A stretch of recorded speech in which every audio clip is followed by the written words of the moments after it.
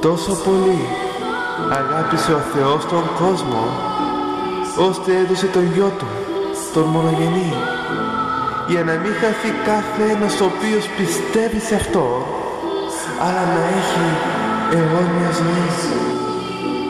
Άνθρωπε, ο Ιησούς Χριστός σταυρώθηκε για σένα. Δέχτηκε να τον θανατώσουν, να τον χτυπάνε, να τον βρίζουν, να τον φτύνουν. Τον σέρνανε μέχρι το σταυρό, αλλά σκεφτόταν εσένα, εμάς τους ανθρώπους. Κουβάλισε τις αμαρτίες μας. Έκανε υπομονή για να μην χαθεί ούτε μία ψυχή. Αναστήθηκε την τρίτη ημέρα και μας προσφέρει αιώνια ζωή.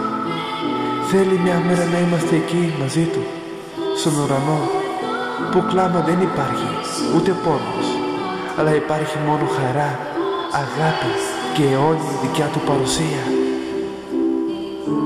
Θέλει να μπει μέσα στη καρδιά σου, ναι, και να αλλάξει τη ζωή σου, να αλλάξει και εσένα, να καθαρίσει την καρδιά σου από κάθε τι το οποίο σε ενοχλεί, σε δεσμεύει. Θέλει να σε ελευθερώσει.